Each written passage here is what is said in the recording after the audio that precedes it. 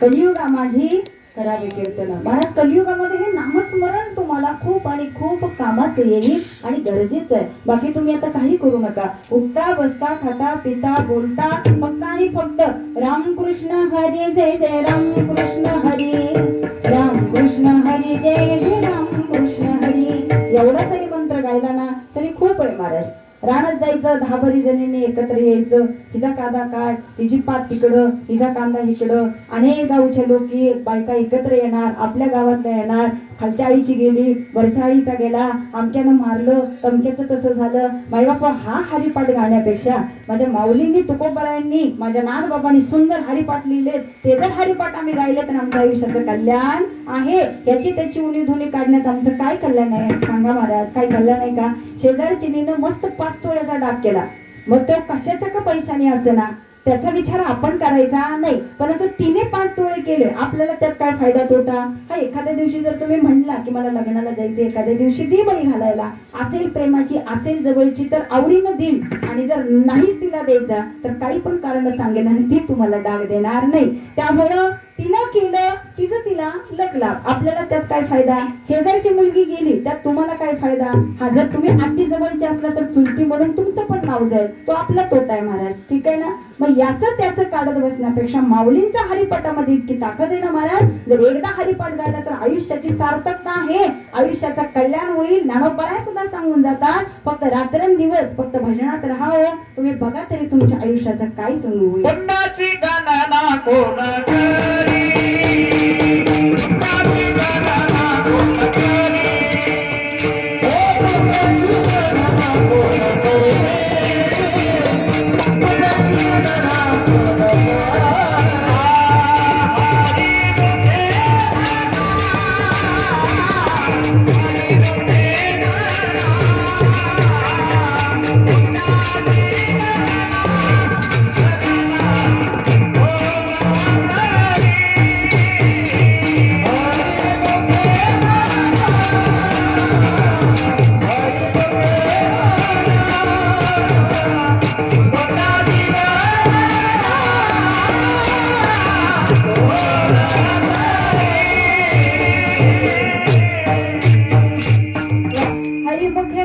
हरिमुखे म्हणा पुण्याची गणना कोण करी. बाबा या पुण्याची गणना अन्यत्र कशाशी होऊ शकत नाही, म्हणून नामाला लागा हे मी सांगत नाही, आमच्या साधू संतांनी सांगून ठेवलेलं आहे. आणि आपलं कल्याण कशामध्ये आहे याचाही विचार प्रत्येकाने केला पाहिजे महाराज. ठीक आहे ना? आपण चांगल्या मार्गाने गेलो, चांगला पैसा कमवला तर आपलंही कल्याण आहे, कुटुंबाचंही कल्याण आहे. मुलांचं कल्याण कशामध्ये आहे हे आई वडील आधीपासून माईबाप ठरवत असतात आणि मुलांना त्या मार्गाने पुढे पाठवत असतात. म्हणून महाराज जर मुला बाळांचा इतका विचार आहे, आमच्या पुढच्या भविष्याच्या संसाराचा इतका विचार आहे, तर महाराज आमच्या जीवनाचं काय होईल आणि आमचा उद्धार कसा होईल याचं कल्याण आणि याचा विचार आमच्या मनामध्ये काय येऊ नये. साधा आणि सोपा प्रश्न आहे महाराज. म्हणून जाता जाता पुन्हा सांगते की हे जर करायचं असेल तर आम्हाला एका गुरुची कास धरण अत्यंत आवश्यक आहे, आणि याच गुरूंच्या सुंदर चिंतन आणि मार्गदर्शनातून आम्ही भगवंतापर्यंत पोहोचावं. अशा साधकाला ज्यावेळी प्रश्न विचारावा की का रे बाबा देव तुला भेटला का? रात्रंदिवस साधन चालू असतं, रात्रंदिवस भजन असतं, देव भेटला का? त्या साधकाची एक वृत्ती असते, मला नाही माहित देव कसा आहे, मला नाही माहिती तो कसा आहे, परंतु आहे मात्र निश्चित. आणि ज्यावेळी त्याच्या स्मरणामध्ये जातो ना त्यावेळी फक्त आणि फक्त डोळ्यातून अश्रू व्हायला सुरुवात होते. आणि ही लक्षण आहेत आमच्या भगवंतापर्यंत आम्ही पोहोचलेल्याचे. नाही आम्हाला डोळ्यानं माईबाप 3 शिरे 6 हात असा जर देव नाही दिसला तरी हरकत नाही, परंतु देव आहे आणि तो सतत माझ्या बरोबर आहे. आणि ती अनुभूती आम्हाला येते, अनुभूती दाखवता येत नाही, अनुभूती अनुभवावी लागते. मग अनुभूती सांगायची कशी? अहो मला खूप आनंद झालाय, इतका आनंद झालाय की काय सांगू काय सांगू काय सांगू, सांगता येईना की एवढा झाला का एवढा झाला, सांगता येईना. परंतु आनंदाचं लक्षण एक आहे की माईबाप घळघळ घळघळ डोळ्यात प्रेम दाटे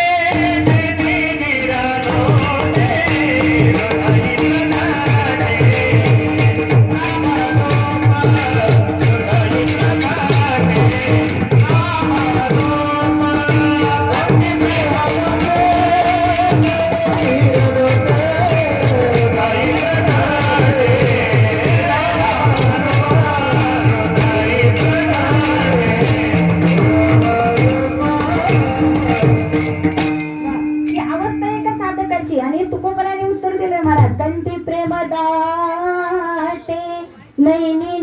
लोटे हृदये प्रगटे राम रूपा. भगवंताचं रूप मायबाप हृदयामध्ये प्रकट व्हायचं असेल ना तरी अवस्था प्राप्त करावी लागते. म्हणून तुकोबराय सांगतात की बाबा हो, या आनंदापर्यंत तुम्हाला जर जायचं असेल ना तर तुम्ही आता इतरत्र कुठेही भटकत बसू नका हो. नका भटकू. एकाच जागेवरती स्थिर राहा. मला हे पण करायचंय, ते पण करायचंय, मी IAS करतो, IPS करतो, मला पोलीस व्हायचंय, मला शिक्षक बनायचंय, मी आता कीर्तनकारच होतो, मी आता फकवाजळी वाजवतो, मी आता गायकच बनतो. सगळी स्वप्न महाराज आमच्या समोर आहेत. परंतु परिणाम असा आहे की एका स्वप्नापर्यंत सुद्धा आम्ही जायचा प्रयत्न करत नाही. हे सगळं कुठं महाराज? बेडवर बसायचं, बेडवर झोपायचं, मस्त फॅन लावायचा, छान डोळे झाकायचे आणि स्वप्नात ह्या सगळ्या उलाढाली चालू आहेत नाही का? मी IAS बनलो, पोलीस बनलो, कीर्तनकार झालो, पकवास वाजवला. कुठं? बेडवरच्या. लक्षात आलं ना महाराज? छान डोळे झाकलेत आणि स्वप्नात सगळं चालू आहे. परंतु महाराज ऍक्शन केल्याशिवाय आम्ही तिथपर्यंत जाऊ शकत नाही. साधन करावंच लागेल, मेहनत घ्यावीच लागेल, अभ्यास करावाच लागेल. अभ्यासाशिवाय या जगामध्ये कशाचीही प्राप्ती होत नाही. साधी माईबाप तुम्ही म्हणाल कशाचा अभ्यास महाराज? काय तुम्ही सांगता अभ्यास केला पाहिजे, मेहनत केली पाहिजे? चोरी करायला काय मेहनत करायची महाराज? चोरी करणं तरी इतकं सोपं आहे का? त्याला पण अभ्यास करावा लागतो, ठीक आहे ना? आणि आता भुरट्यांची तर इतकी गर्दी झाली नाही कुठं मोठा डल्ला टाकता आला तर येता जाता बाईचं मंगळसूत्र चोर, कानातलं चोर, मोबाईलच चोर, बंबच चोरून हे असले सुद्धा चोर वाढले महाराज, ठीक आहे ना? परंतु या चोरी करायला सुद्धा अभ्यास करावा लागतोय आणि कशा पद्धतीने केली पाहिजे याचं सुद्धा चिंतन म्हणत होत आहे. म्हणून तुकोबराय म्हणतात आयुष्य सुंदर जगायचं असेल ना तर तुम्ही देवाला प्राप्त कसं करता येईल याचा अभ्यास करा आणि गुरूंच्या सानिध्यामध्ये राहून तिथपर्यंत जाण्याचा प्रयत्न करा. म्हणून तुकोबराय सांगतात एक कोणीतरी हक्काचा देव आपल्या आयुष्यामध्ये असेल ना तर मायबाप आमच्या आयुष्याचं कल्याण झालंच म्हणून समजा. म्हणून या कल्याणाकरता आता तुम्ही निश्चिंत राहा आणि निश्चिंतपणे एकच काम करा, अभंगाचं प्रथम आपुला तो एक देव करुणी रामा. आपुला तो एक देव करुणी रामा. आपुला तो एक देव करुणी रामा.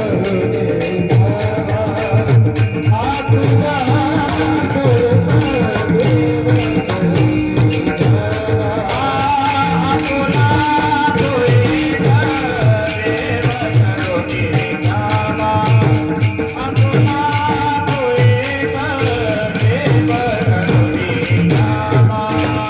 आपुला तो एक देव करुणी रामा.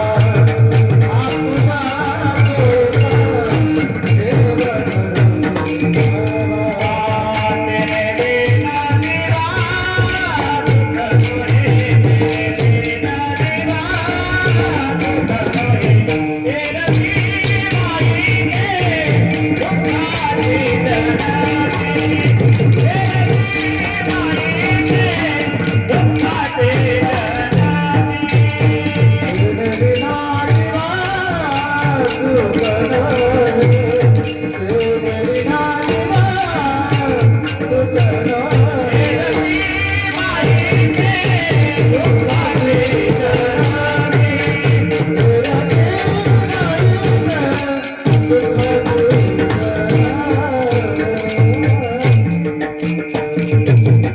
उत्तर मिळालं.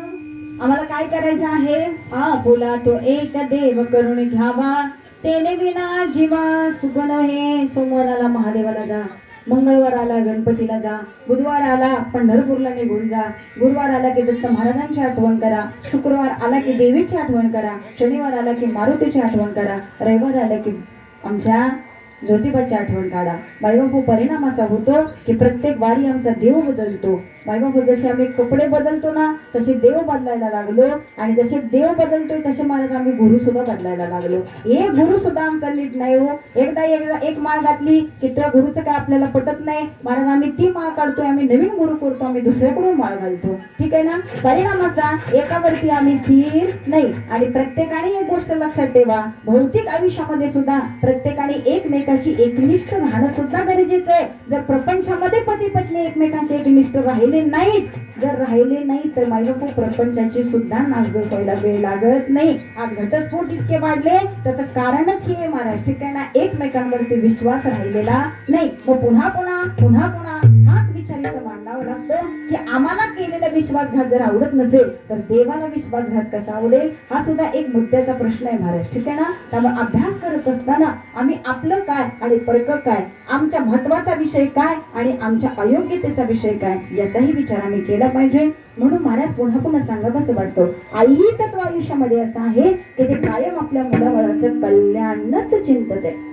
या आईला कितीही त्रास होऊ द्या महाराज, कितीही त्रास होऊ द्या, तरी सुद्धा आपल्या बाळाकरता कितीही कष्ट सोचणारी ती फक्त आणि फक्त आई असते. भौतिकतेमध्ये आमच्या आईला जो मान दिला, आमच्या आईला जे श्रेष्ठत्व दिले ते परमार्थामध्ये आमच्या साधू संतांना दिले. इकडे साधू संत असावेत आणि त्याच मुलाची आमची आई असावी. म्हणून आई हीच संत आणि संत हीच आई असं म्हणायला हरकत नाही महाराज. का? कारण संतांच्या हृदयामधले जे स्वभाव असतात ना ते एका आईच्या हृदयामध्ये स्वभाव असतात. म्हणून ही आई आमच्यासाठी काय काय करते महाराज. बाळाला नुसतं दुःख झालं 9 महिने 9 दिवस बाबा या बाळाला वाढवायचे, सोसायचे आणि पुन्हा आयुष्यभर सांभाळायचे आणि त्याला योग्य मार्गाला लावायचे. ही इतकं सोपं काम नाही. म्हणून तुकोबरे सांगतात या आईचं हृदय असतं कसं मैबापो, रात्रंदिवस बाळाचं हित साधणारी ती एक आईच आहे. म्हणून सांगावं असं वाटतं, लेकुराचे हित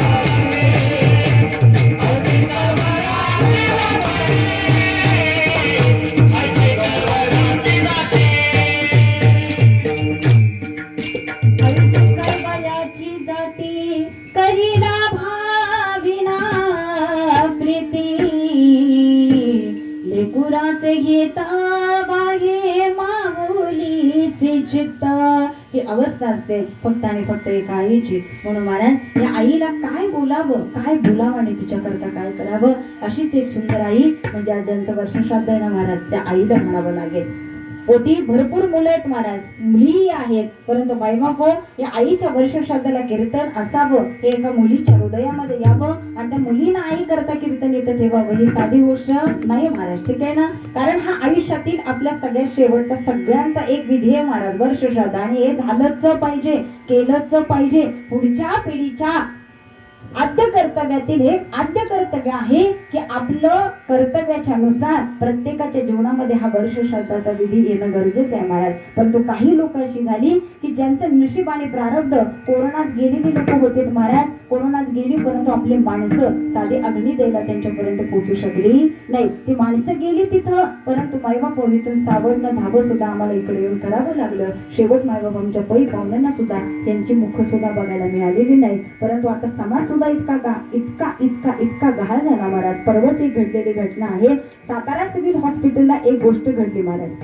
की मनुष्य आता इतका घाण झालाय की आपल्या माणसाबद्दल आणि आपल्या लोकांबद्दल असलेली कळमळ तळमळ प्रेम हे सुद्धा आता मायबाप जास्त बघायला मिळत नाही. गेली म्हणून काय झालं, सगळीच जातात, सहज वाक्य बोलून जातात. आता आमच्यासाठी काय केलं, कर्तव्यच आहे तिला केलंच पाहिजे अशी मुलं आता ताडकन बोलतात. काय केलं त्यांनी आमच्यासाठी, सगळं त्यांचंच करत बसले, काय आमच्यासाठी करून ठेवलं. मुलं ताडकन बोलून जातात महाराज. त्यावेळी त्या आई वडिलांना सुद्धा प्रश्न पडतो की अरे अरे अरे आपण या आयुष्यात काय केलं. ठीक आहे ना, आई वडील जोपर्यंत तोपर्यंत त्यांच्या सेवेत राहा. आई वडील जोपर्यंत तोपर्यंत त्यांच्या हृदयाचा विचार करा. जोपर्यंत आई वडील आहेत ना तोपर्यंत त्यांच्या मनासारखं थोडं तरी बघण्याचा प्रयत्न करावा महाराज. का, कारण या जगामध्ये सगळ्यात जवळचं आणि आपलं म्हणणारं तेवढंच एक नातं आहे. एकदा का आई वडील संपले ना महाराज की तिथून पुढची जी नाती आहेत ना ती सगळी आपमतलबी, माझं कसं कल्याण होईल आणि मला काय पाहिजे याच्याकरता सगळी आपल्या भोवताली असतात. ठीक आहे ना महाराज. आज आम्ही सगळी एकत्र आहे, आम्ही आज सगळी एकत्र आलोय, परंतु आम्ही कशाच्या निमित्ताने एकत्र आलो.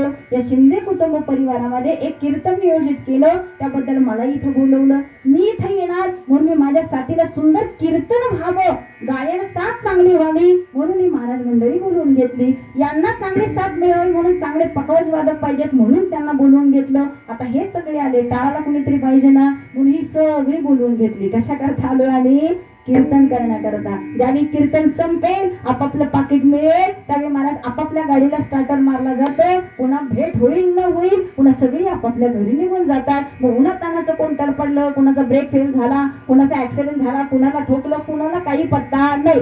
चुकून जर कॉल आला, अरे आपण कीर्तनात होतो, एकत्र होतो, ते नाही काम कृष्ण महाराज होते, अचानक जाता जाता असं घडलं. महाराज होणार नाही बरं का, असं घडलं. आणि त्यावेळी आम्ही म्हणतो की अरे हा हा हा काय चांगले गायले होते, काय सुंदर गायले होते. परंतु महाराज ते दुःख असेल ते फक्त त्यांच्या कुटुंबाला, त्यांच्या आईला, पत्नीला, मुलाबाळांना आणि त्यांच्या घरादाराला. आम्ही कितीही पोपटासारखं माईकवर बोलू द्यावं, परंतु आम्ही साताऱ्यात असलो, विसापुरात असलो तर पैठणला जाण्याची अजून आमची तर ऐपत नाही की उद्या जर काय झालं तर ते इथं पोचतील, आम्ही तिथं पोचेल. कारणाची लिस्ट आमच्याकडे का आलेच असते, जाणारच होते, परंतु अचानक घेतलेली तारीख आहे, तारीख कशी टोकू. ठीक आहे ना महाराज, आम्ही लिस्ट देतो. हे सांगण्याचं तात्पर्य असं, म्हणलं जाऊ द्या चला, तुमच्यावर बोलण्यापेक्षा आमच्यावरच बोललेलं बरं. लोकांना स्वतःवर बोललं की राग येतो आता हल्ली. म्हणून पुन्हा सांगून जाते की आपमतलबी नाती सगळी, आमच्यापासून सगळे म्हणून इथं बसलेल्यांनी सुद्धा गर्व करायचा नाही. जाता जाता सांगून जाते, जोपर्यंत माणसं आहेत तोपर्यंत प्रेम द्यायला शिका, जोपर्यंत घरात पत्नी आहे तोपर्यंत आदर करायला शिका, जोपर्यंत घरात वडील आहेत तोपर्यंत सेवा द्यायला शिका, जोपर्यंत आई आहे तोपर्यंत मायबाप उलट बोलू नका, जोपर्यंत सासू सासरे आहेत ना तोपर्यंत त्यांना आई समान माना. मी हे परत परत परत परत तेच सांगते का, कारण एकदा काही माणसं काळा आड झाली की परत तुम्ही जगणार कोणासाठी आणि कोणासाठी करत राहणार. मग मात्र जगाला आम्ही सांगू, काय करणार आहोत, सेवेला यायचं होतं परंतु नोकरीमुळे करता आली नाही. अरे पुन्हा कितीही कोट्यानं पैसा कमवा परंतु परत आई मात्र मिळणार नाही. म्हणून पुन्हा पुन्हा सांगायचं वाटतं, हा देह मिळाला ना तर ती एक आईची कृपा आहे. म्हणून त्या आईनं जर आम्हाला जन्म दिला नसता तर आम्ही ही रणसिंगवाडी सुद्धा बघितली नसती आणि या महाराष्ट्रात तर सोडून द्या, कीर्तनकार बनणं तर सोडूनच द्या. म्हणून पुन्हा पुन्हा सांगावं वाटतं, सांगना आई मला कोण वाचवना, तुझ्या बिना मला जन्मासी कोण घालणार, तुझ्या बिना मला जन्मासी कोण घालणार. सांगना आई मला कोण वाचवना, सांगना आई मला कोण वाचवना, तुझ्या बिना मला जन्मासी कोण घालणार, तुझ्या बिना मला जन्मासी कोण घालणार. सुंदर पद आहे महाराज. आई सांग ना, तुझ्याशिवाय मला जन्माला कोण घालणार आहे आई. ठीक आहे ना. म्हणून हे नातं जपायला शिका आणि मायबाप माणुसकीने राहायला शिका. कारण आता प्रेम बघायला मिळेना, आपल्या माणसाबद्दलची असलेली आपुलकी सुद्धा आता समाजात बघायला मिळत नाही. मी मगाशी सांगत होते की सातारा जिल्ह्यामध्ये सातारा सिव्हिल हॉस्पिटलला एक घटना घडली. मायबाप त्या सिव्हिल हॉस्पिटलला 2 मृतदेह झाले होते. 2 मृतदेह होते. त्या डॉक्टरांची, तिथं सेवा करणाऱ्या एखाद्या सहकाऱ्यांची, नर्सिंगवाल्यांची काहीतरी चूक झाली. मायबाप आमची बॉडी आम्ही आणायला गेलो होतो. आमची म्हणजे माझी नाही बरं का, आमचं कोणी नव्हतं तिथं, परंतु 2 गावची 2 लोक होतो, 2 मृतदेह होते. मायबाप दोघंही आपली बॉडी न्यायला आले, फक्त दोघं एकत्र आले नव्हते. आधी इकडची लोक पोचली, नंतर तिकडची लोक पोचली. आमची बॉडी म्हणून मायबाप शेवटी आपलं काम आहे ना, की आपण जी बॉडी घरी नेतोय ती बॉडी आपलीच आहे का, ते माणूस आपलंच आहे का, आपण कोणाला घरी नेतोय हे पाहणं गरजेचं आहे ना महाराज. गरजेचं आहे का नाही? तर आपल्या दिली डॉक्टरनी बॉडी की घे की घाल ॲम्ब्युलन्स मध्ये आणा माणसं घरी. मायबाप होती आणली, दुःखद निधन झालेलं होतं, आजाराने झालेलं होतं. परिणाम असा झाला, आहे तशी बॉडी आणली, घरामध्ये थोडा वेळ ठेवली, तरीही कुणी तोंड बघितलं नाही. सगळे संस्कार झाले आपल्या मशानभूमीवरती, त्याच्यावरती सर्व अंत्यसंस्कार केले. सगळी लोक माघारी आली आणि मायबापाची दुसरी बॉडी घेऊन ती लोक तिकडे घरी गेली. आणि तिथं जाऊन बघताय तर महाराज ती बॉडी त्यांची नव्हती, आपली बॉडी ही तिकडे गेलेली होती. ठीक आहे ना महाराज? आपले माणूस त्यांच्या दारात आणि त्यांचा माणूस आम्ही घरी आणलं, त्यांच्या माणसाला आम्ही इथं जायलो. आपलं माणूस म्हणून त्यांना घेऊन आलो. सांगण्याचा परिणाम असा की हे गुन्हा दाखल झाला, त्या डॉक्टरांवरती बोलण्यात आलं, काही गुन्हे दाखल झाले आणि ते युट्यूबला, नेटला, टीव्हीला बातमी माईबापू सगळीकडे पसरली गेली. परंतु इतका घाळ व्यवहार होण्यापेक्षा, त्या डॉक्टरांना पण दोष देण्यापेक्षा मी म्हणते त्यांची पण चूक आहे, परंतु आपल्या काही चुका नाही आहेत का? 5-5, 6-6 माणसं ज्यावेळी तो मृतदेह आणायला जातो त्यावेळी आपला माणूस आहे का नाही हे बघणं तरी आपलं काम आहे ना महाराज. असं नाही होत. म्हणून पुन्हा पुन्हा सांगावं असं वाटतं की जागरूकतेनं जगा, जागरूकतेनं मायबाप आयुष्य जगा. एवढे जर क्षुल्लक व्यवहार आम्ही इतक्या सहजरित्या करायला लागलो आणि इतक्या मोठ्या जर चुका आमच्याकडून व्हायला लागल्या तर आयुष्य वायाला जायला कितीसा वेळ लागेल. त्यामुळे आमची चूक हीच आहे की आम्हाला 100 वर्ष आयुष्य मिळालं खरं, पण त्या 100 वर्षात आम्हाला जे करायचं होतं ते मात्र आमच्याकडून काहीही होत नाही. फक्त प्रपंच प्रपंच प्रपंच, रात्रंदिवस मुलं बाळ हाच विचार आला. परिणाम असा एक दिवस जाण्याची वेळ आली आणि त्यावेळी मात्र आमची तळमळ कशी असते, मरणाच्या वेळी मरणाच्या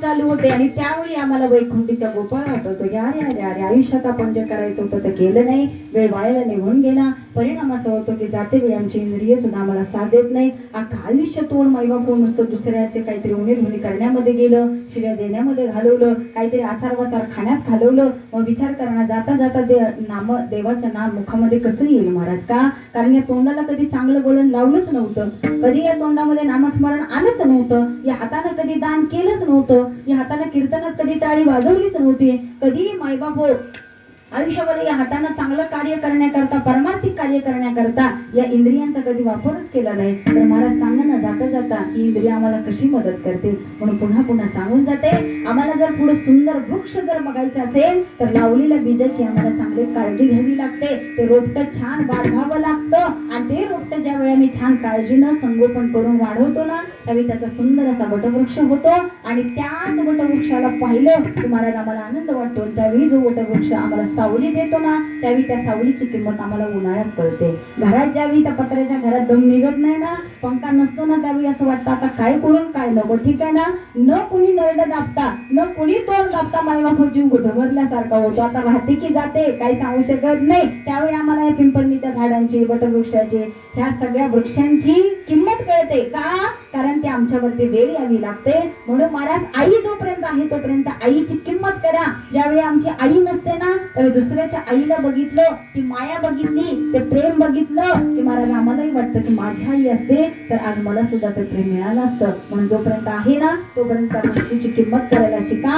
कला आहे तोपर्यंत कलेची किंमत करा. त्यामुळे मनुष्य जे आहे तोपर्यंत मायबापो देवाचं साधन करायला शिका. आणि या नामस्मरणानं मायबापो देवाला आपलंच ज्यावेळी करता येतं ना, त्यावेळी कितीही दुःख येऊ द्यावं, कितीही वाईट प्रसंग येऊ द्या, परंतु या दुःखामधून बाहेर काढण्याचं काम हे ईश्वर, साधन, नामस्मरण, आपली भक्ती ही निश्चिंतपणे करते. म्हणून महाराज ज्याचा अंत नाही, ज्याचा आधी नाही, अशा भगवंताला आपलंसं केल्यानं काय अवस्था प्राप्त होईल. अभंगाचं द्वितीय चरण.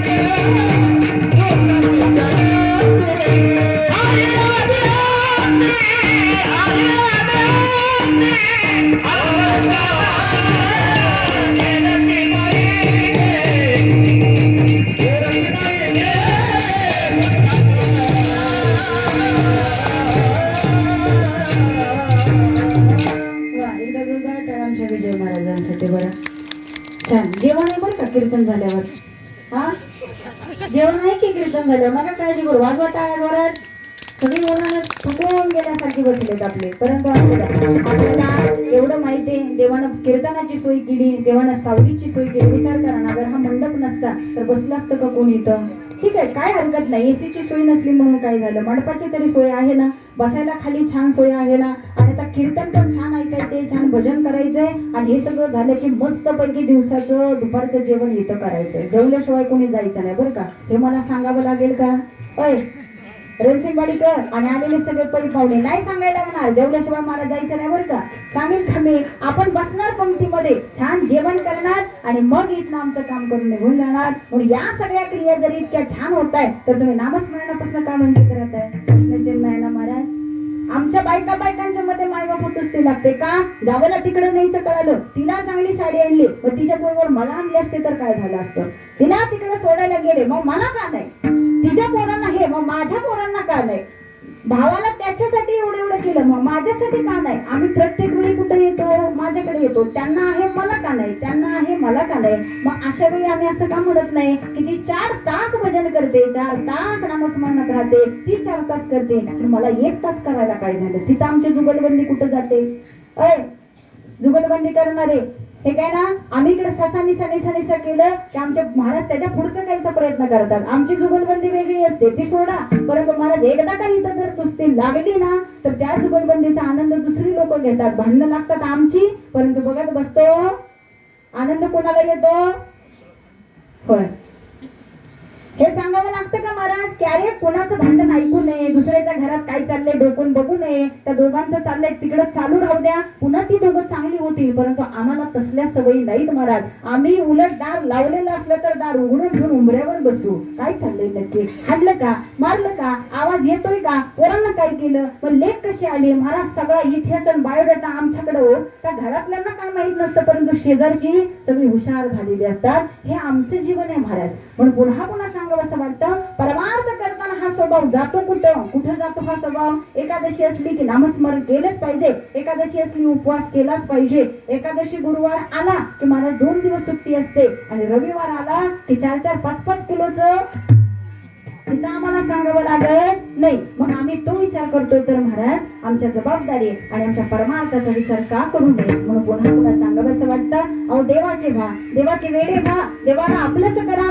नाथ बाबा सांगतात आम्हाला वेळ लागू द्या, आम्ही देवाचे पायीक होऊ द्या आणि अशा पायिकेमध्ये आमचं आयुष्य निघून गेलं ना तरी चालेल. देवाला प्रार्थना करा, देवा देवा माझे मन लागो तुझे चरण, देवा माझे मन, देवा माझे मन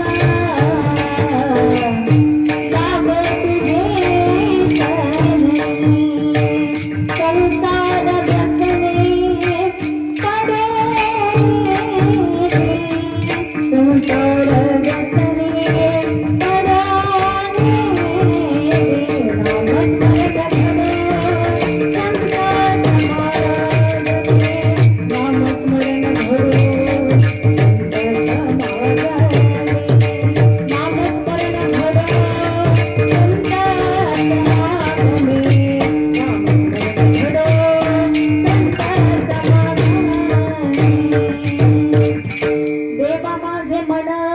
लागो तुझे चरणी, संसार व्यसनी पडो निधी, नामस्मरण घडो संत समागमे, बाहुगाची भ्रम नको देवा. आता या भ्रामिक जीवनामध्ये आमचं आयुष्य असं नको जायला देवा. हे तळमळ एका साधू संतांची, हे तळमळ एका गुरुचे आणि आम्ही हे शिकलं पाहिजे महाराज. तुकोबाई जगाला आरडून ओरडून सांगताय, देव माझा माझा माझा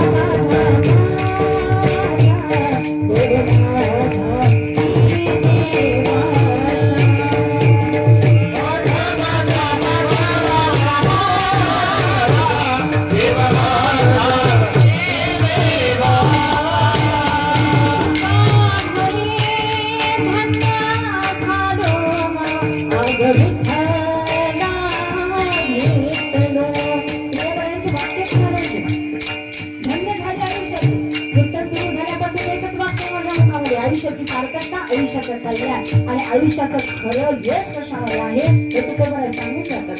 तुकोबाई महिमाचं आयुष्य जगावं, आयुष्य जगलं. तुकोबाई सांगतात अहो धन्य झालो आम्ही. का धन्य झालो? कारण या जन्मामध्ये आम्हाला देव मिळाला, देवाचं दर्शन झालं. तुका म्हणे धन्य झालो आज विठ्ठला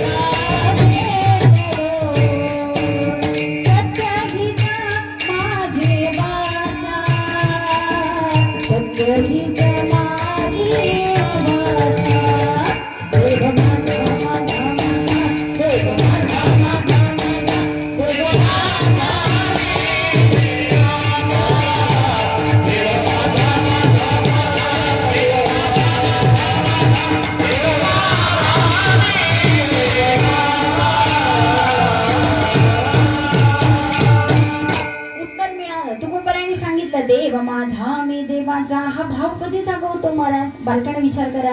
आम्ही असं डायरेक्ट म्हणू शकतो का? असं म्हणू शकतो का शेजारणीच्या भावाला, शेजारणीच्या भावाला, शेजारणीच्या नवऱ्याला माझा नवरा म्हणून सांगू शकतो का? तुम्हाला जरा पटकन लक्षात येईल म्हणून मी हे उदाहरण घेतलं. दुसऱ्याच्या नवऱ्याला मी माझा नवरा म्हणून बोलू शकत नाही, दुसऱ्याच्या बायकोला माझी बायको म्हणून बोलू शकत नाही. हा अधिकार कोणाला? ज्याचे त्याला. त्यामुळे महाराज पुन्हा पुन्हा सांगावंसं वाटतं, देव माझा आहे हे वाक्य सुद्धा तेवढंच महत्वाचं आहे महाराज. कुणीही उठावं आणि देव माझा आहे असं म्हणावं असं नाही होऊ शकत. देव माझा आहे हे बोलणं सोपं आहे. कुणीही म्हणेल देवानं माझ्यावर कृपा केली, देवामुळे आमचं चांगलं झालं, परंतु महाराज कधी जोपर्यंत सुखाचे दिवस चालले तोपर्यंत आम्ही देवाला माझं म्हणतो. एकदा का दुःखाचा डोंगर आमच्या आयुष्यामध्ये आला ना की आम्हाला देव आमचा शत्रू वाटायला लागतो. देवानं माझं वाटोळं केलं, देवानं माझं असं का केलं, एवढं सगळं आमचं चांगलं चाललं होतं आणि अचानक देवानं तसं केलं. अरे देव तुमचं चांगलं वाईट करायला बसलाय का? कर्मच तुमची, कर्म करायला तुम्ही, आनंद झाला भोगायला तुम्ही, मग दुःख झालं की तुम्ही देवाला वाटेकरी का करता? प्रश्नचिन्ह आहे ना. हे जे दुःख आहे ना महाराज, हे तुमचं प्रारब्ध, तुमचं संचित आणि तुमचं पूर्व कर्म, त्या कर्मामुळे आणि पुण्याईमुळं, ह्याच्यामुळे सुख दुःख हे आमच्या वाट्याला येत असतं महाराज. म्हणून पुन्हा पुन्हा सांगावं असं वाटतं की देवा, असं तुझं माझं वैर काय आहे की माझ्या दुःखामध्ये, माझ्या सुखामध्ये तू माझ्या सोबत नाहीयेस. आयुष्यामध्ये जर एवढा दुःखाचा डोंगर द्यायचा असेल देवा, तुझी सेवा जर मला करायला मिळत नसेल देवा, तर मला हा जन्मच नको देवा. कोण म्हणताय? नामदेव महाराज सांगतायत महाराज. ठीक आहे ना. नामा म्हणे माझी करा तुम्ही किव, नाही तर जीव घ्यावा माझा. हा देवा का असं करतो की काळाच्या हाताशी देतोय महाराज. ठीक आहे ना. बळे बांधुनिया देशी काळ हाती, ऐसे काल चित्ती आले तुझा. नामदेव दयाने हक्काचा परमार्थ करावा, त्यावेळी देवाला हे बोलण्याचा अधिकार येतो महाराज. ठीक आहे ना. त्यामुळे त्यानंच मान आणि छाती मायबाप वर करून बोलावं की ज्यांनी तुमच्यासाठी काहीतरी केलेलं आहे. करणं नाही, धरणं नाही, बघणं नाही, काय नाही. आणखी सगळ्यांच्या पुढे पुढे पुढे केलं की महाराज माणसाला राग येतो. ठीक आहे ना. परंतु जे माणूस करतो त्याला जर तुम्ही तो मान दिला नाही, सन्मान दिला नाही, रात्रंदिवस त्यांना धडपड करावी, तळमळ करावी आणि तळमळीने सगळा कार्यक्रम पार पडावा, त्याचं जर तुम्ही नाव सुद्धा घेतलं ना तर कोणाला राग येणार नाही महाराज. सगळ्याला राग येणार ना. महाभारत यानंच घडलं. रामायणामध्ये सुद्धा हेच प्रसंग बघायला मिळाले. मग विचार करा, ज्याचा त्याला मान पान हा दिलाच पाहिजे. कारण आपल्याला मान मिळत नाही म्हणून बऱ्याच गोष्टी संसारामध्ये होत असतात. म्हणून पुन्हा एकदा सांगून जाते, देवालाही आवडतं, देवालाही आवडतं. तुम्ही फक्त त्याची स्तुती करावं, त्याला मान द्या, त्याला आदर करा, त्याला आपलं म्हणा, त्याला आपलं म्हणा. देवाला सुद्धा वाटतं की कुणीतरी मला माझं म्हणणारा असला पाहिजे आणि हक्कानं देव माझा आहे असं जर म्हणणारा कोणी आला ना तर देव खरोखर त्याचा होत असतो. फक्त आमच्याकडे तो भाव आला पाहिजे. म्हणून महाराज हित ते करावे देवाचे चिंतन, करुनिया म्हण एकविध, एकनिष्ठ होऊन देवाचं भजन करा, कीर्तन करा. देव तुमचा आहे महाराज, देव तुमचा आहे. म्हणून या भगवंताचं सुंदर वर्णन करत असताना हा देव आहे कसा, त्याचं सुंदर वर्णन बरोबर आहे अभंगाच्या तृतीय.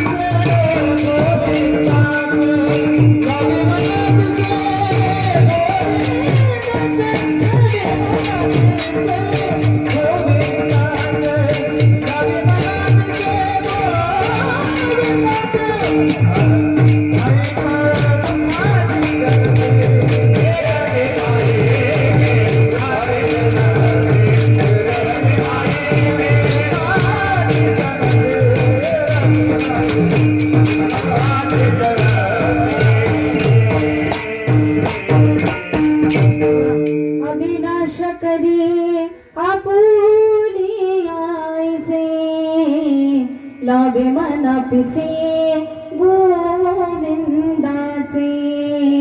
भगवान पांडुरंग परमात्मा असं महाराज म्हणून अविनाशी स्वरूप भगवंताची प्राप्ती जर केली ना तर तुमच्या आमच्या आयुष्यामध्ये सकारात्मकता येईल. अत्यंत मैवापो गूढ मार्ग हा परमार्थाचा आहे. म्हणून माणसानं ना नेहमी सकारात्मक असावं. जे काही होईल चांगलं होईल हे वाक्य महाराज मुखात असणं अत्यंत गरजेचं आहे. प्रत्येक गोष्टीला जर आमचा नकार आला तर मैवापांचं जीवन सुद्धा नकारात्मकच होत जातं. परिणाम असा अध्यात्म असं सांगतो, शास्त्र असं सांगतं की जर तुमच्याकडे पॉझिटिव्हिटी वाढवायची असेल तर एक उपाय करा, फक्त नामस्मरण चालू करा ही सकारात्मकता नक्की तुमच्याकडे यायला सुरुवात होते.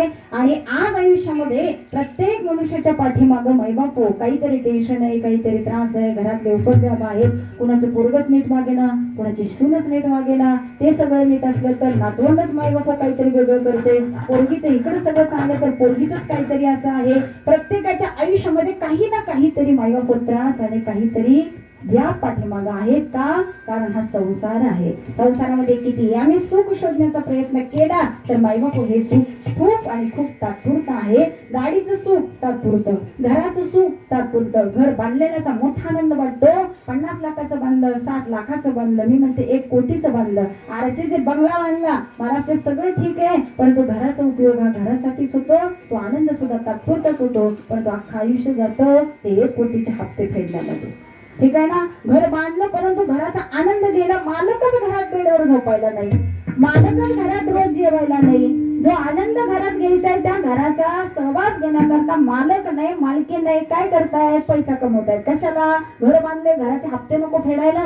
चांगली गाडी घेतली, गाडीचे हप्ते नको फेडायला. गाडी दिसते परंतु गाडीच्या पाठीमागचे हप्ते आम्हाला दिसत नाही. मग ती सगळी सुख घ्यायची, परंतु या सुखाची प्राप्ती करण्याकरता आम्ही रात्रंदिवस पाठीमागं पळतोय. कशाच्या? मग हे सगळं करताना आमच्या आयुष्याची खरी किंमत आम्हाला कळाली पाहिजे ना. मग देवानं वाटोळं केलं, देवानं चांगलं केलं असं म्हणणाऱ्यांना माझा पहिला प्रश्न आहे की चांगलं केलं तर महाराज तुमचं कर्म तुम्हाला चांगल्या तत्वावरती नेतोय आणि ईश्वर त्यामध्ये मैबाप सुंदर न्याय देतोय. आणि तुमचं कर्म चुकीचं झालं की दुःख आलं की आम्ही मात्र देवाच्या नावाने मैबाप टाहू बोलतोय. म्हणून जाता जाता सांगून जाते कुणीही देवाकडे बोट दाखवायची गरज नाही की देवानं आमचं असं केलं. देव तुमचं काहीही करायला मोकळं नाही. देवाला त्याची भरपूर कामं पडलेली आहेत. त्यामुळं आपल्या कामामध्ये उगीच त्याला घ्यायची काही गरज नाही. म्हणून जाता जाता सांगून जाते एक देह मिळाला, एक जीवन मिळालं. ज्याला देव पाहिजे ना त्याने सुंदर असं एकांत ठिकाण निवडावं, एकांतामध्ये बसून मैबाप साधन करावं, जप करावा, देवाचा अभ्यास करावा. देवाला आपलं म्हणण्याकरता आपलं होण्याकरता जे काही साधन मार्ग असेल ते आपल्या गुरुकडून मार्गदर्शन करावं. ज्यावेळी तुम्हाला देवाची आवड निर्माण होते, परमार्थाची गोडी लागते, त्यावेळी महाराज ऑटोमॅटिकली हा संसार बाजूला जात असतो. मी म्हणते बाजूला जात नाही, तो गळूनच पडतो. का? कारण ज्यावेळी आमचं चित्त इकडं रमतं ना त्यावेळी महाराज संसारात आता मन लागत नाही. म्हणून साधू संत सांगतात की आता आमचा काय झाला? विषय तो त्यांचा झाला नारायण, लागली जनधन नाही आता काय आवडत. आता आमचं म्हणायला जरी आम्ही सुरुवात केली तरी सुद्धा वाक्य तोंडात येत नाही की हे आमचं आहे. का? कारण आम्हाला माहिती आहे आता देव आमचा झाला आणि आम्ही देवाचे झालो. आता आम्हाला दुसरं काही करायचं नाही. मग ही गोड शिकवण आम्हाला साधू संत मायबापांनी दिली. मग या साधू संतांचं हितत्व आम्हाला पुढे न्यायचं आहे आणि आमच्या आयुष्याची सार्थकता करून घ्यायची आहे. सर्वांनी हाताने टाळी वाजवा आणि गोड भगवंताचं भजन करा. विठोबा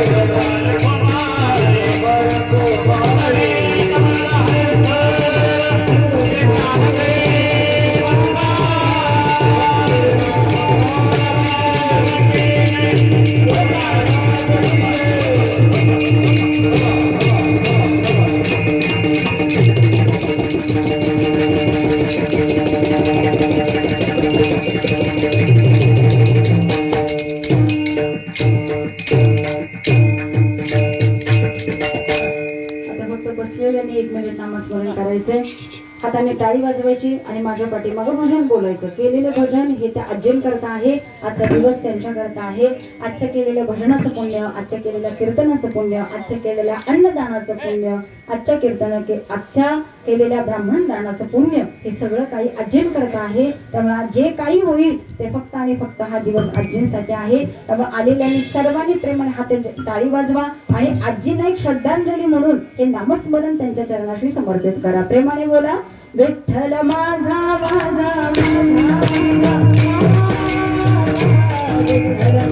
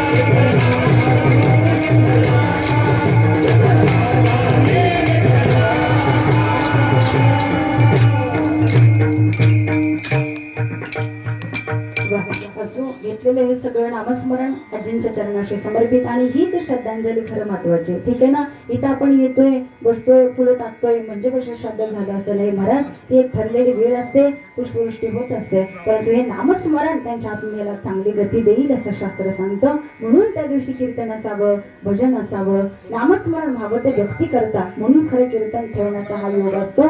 असो तुझ्यापणाने तुम्हा मला सुंदर असं वर्णन करून दिलं आणि आयुष्यामध्ये आमच्या खऱ्या जीवनाचा सार तुकोपणाने तुम्हा मला सांगून दिला. म्हणून महाराज आयुष्य जगत असताना प्रत्येकाने स्वतःचा तर विचार कराच, घराचा तर विचार कराच, परंतु आपल्याकडून दान व्हावं, पुण्य व्हावं, दुसऱ्याकरता आपल्याकडून काहीतरी जगणं व्हावं आणि ते कर्म मैबाप आम्हाला पुढे देत असतं. न बोलता करा दादा, फक्त हात लावा त्याला.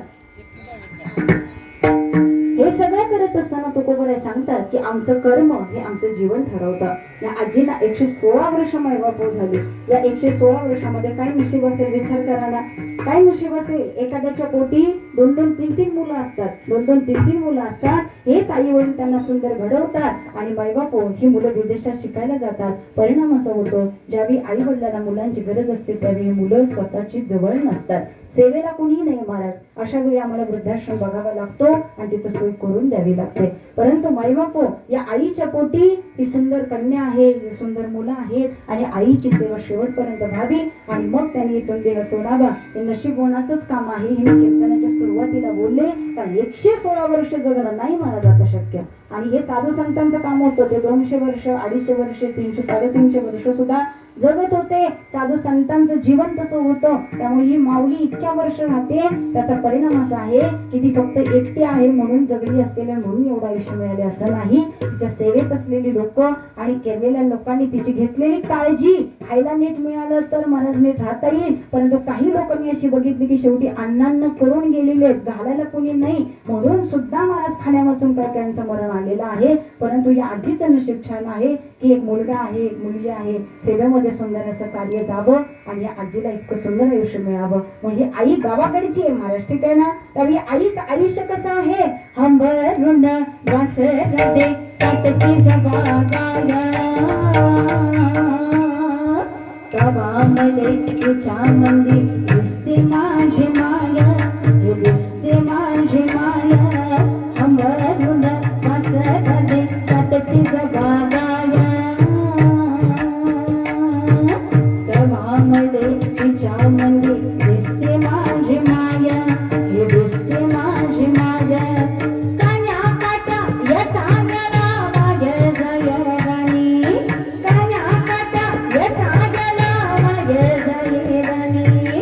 पायात नसे वाहन तिच्या फिरे अनगाणी, पायात नसे वाहन तिच्या फिरे अनगाणी. काट्या कुट्या हे काट्या कुट्या लाही तिचे मानत नसे पाया. गावामध्ये तिच्या मंदी दिसते माझी माया, हे दिसते माझी माया. हंबरुण वासरते सातती जबागाया गावामध्ये तिच्या मंदी दिसते माझी माया, हे दिसते माझी माया. गावाकडची आई आहे महाराज आणि व्यथा आहे त्या एका आईची. आणि या आईबद्दल अजून काय सांगावं का, कारण आईचं हृदयच मायबाप सागरा एवढं आहे, तिचं प्रेमच इतकं दृढ आहे ना की जसा सागराचा अंत लागत नाही, सागराच्या पाण्याचा अंत लागत नाही, तसा आईच्या मायेचा अंत लागत नाही, आईच्या प्रेमाचा अंत लागत नाही. म्हणून पुन्हा पुन्हा सांगावंसं वाटतं, पुन्हा पुन्हा सांगावंसं वाटतं. आई माझी मायेचा सागर दिला तिने जीवनाकार. आई वडील माझे थोर काय सांगू त्यांचे उपकार, आई वडील माझे थोर काय सांगू त्यांचे उपकार. जीवनाच्या वाटेवरती किती असतो त्यांचा आधार. आई माझी मायेचा सागर दिला तिने जीवनाकार. आई माझी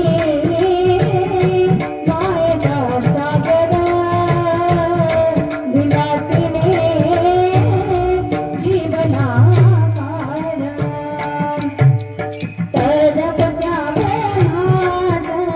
रख रख जारानात राहिली समाजासाठी तू कष्टाच्या गावात. कधी गिळेल मुठभर घास, कधी घडे तिला उपवास, कधी गिळेल मुठभर घास, कधी घडे तिला उपवास. ओया माती तुन चालताना तुड दिले काट्याचे फास. आई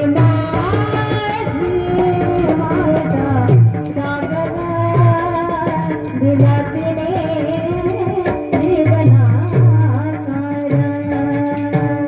नदीचे चांदणे फुग चंद्राचे कोरा. प्रत्येकाची आई आहे मला, आईला आयुष्य द्यावं, आईला डोळ्यासमोर ठेवावं. आई आहे तोपर्यंत प्रेम करायला शिका, आई आहे ना तोपर्यंत मैबाप हो तिला आपलं म्हणायला शिका. अहो ठीक आहे, लेख आहे, मुलगा नसला म्हणून काय झालं, दोन लेखी असल्या तरी आई वडिलांना छान सांभाळू शकतात महाराज. आईनं हात मारावी, लेकीनं धावत यावं. असं म्हटलं जातं की मुलापेक्षा वडिलांवरती आईवरती प्रेम मायबाप मुलगी जास्त करते.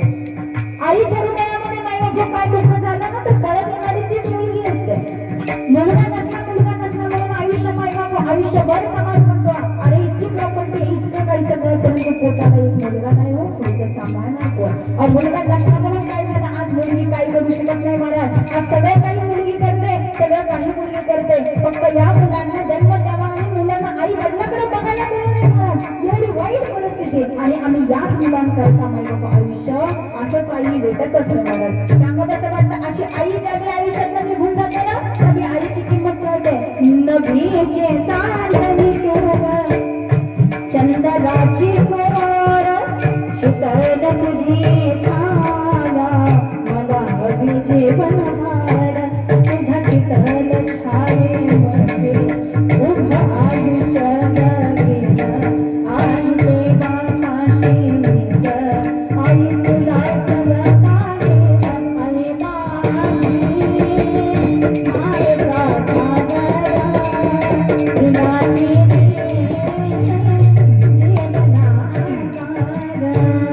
आई माझी मायेचा सागर, तुला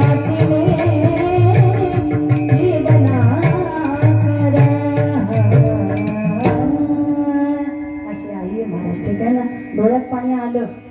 बरेच जण रडले, मला समोरही दिसत आहेत, माझ्या डोळ्यात पाणी आहे बऱ्याच.